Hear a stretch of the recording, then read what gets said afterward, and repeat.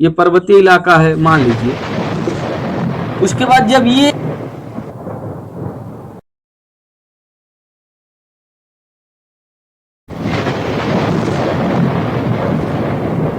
जलप्रपात और झरना, बहुत आसान तरीका इसको जानने का कि जलप्रपात किसे कहते हैं, झरना किसे कहते हैं।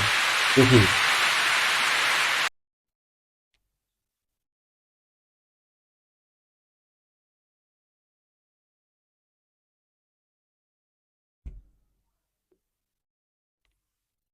जलप्रपात, जलप्रपात जब पर्वतीय इलाकों से पानी समतलीय इलाकों में सीधे गिरता है तो उसे जलप्रपात कहा जाता है। झरना की अपेक्षा जलप्रपात का वेग बहुत ज्यादा होता है। झरना की अपेक्षा जलप्रपात का जो वेग होता है ये बहुत ज्यादा होता है, क्योंकि जलप्रपात बहुत तेजी से समतलीय इलाकों में जाकर के गिरता है। उसकी अपेक्षा जो झरना होता है इसका वेग कम होता है। जब ये पर्वतीय इलाकों से पानी समतलीय इलाकों की तरफ बहता है तो ये सीढ़ी नुमा बहता है, सीढ़ी नुमा। जैसे झरना की यदि बात की जाए तो झरना जो होता है ये मान लीजिए ये पर्वतीय इलाका है,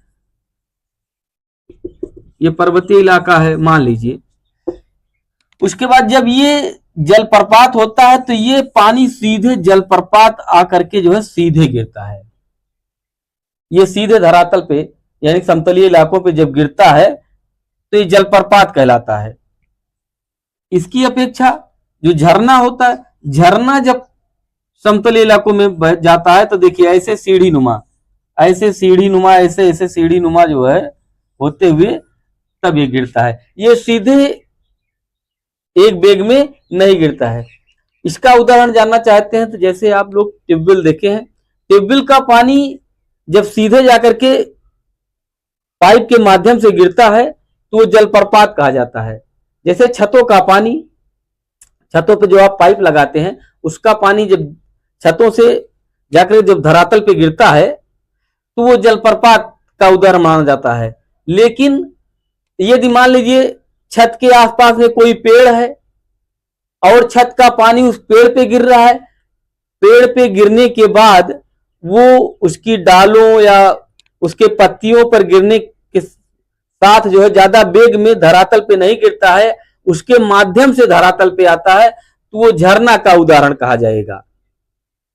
ये जलप्रपात और झरना का मुख्य अंतर है कि जलप्रपात जो होता है वो सीधे आकर के समतलीय इलाकों में गिरता है और झरना जो होता है ये जब पर्वतीय इलाकों से आता है तो सीढ़ी नुमा आता है, यानी कि इसका वेग बहुत ज्यादा नहीं होता है।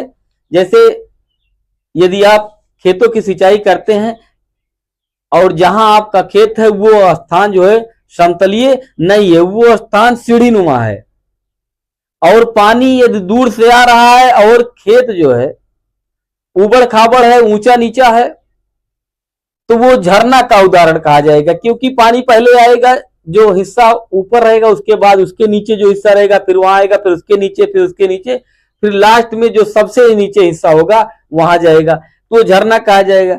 लेकिन जो जलप्रपात होगा जैसे बताए ट्यूबवेल अगर आप लगाए हैं, नलकूप लगा है, वो जो है पानी सीधे पाइप के माध्यम से जाकर के एक स्थान पर गिरता है या छत की पाइप द्वारा जो पानी गिरता है जाकर के सीधा धरातल पर, वो जलप्रपात का उदाहरण माना जाता है। ये जलप्रपात और झरना का मुख्य अंतर है, यानी दोनों में ही मुख्य अंतर माना जाता है।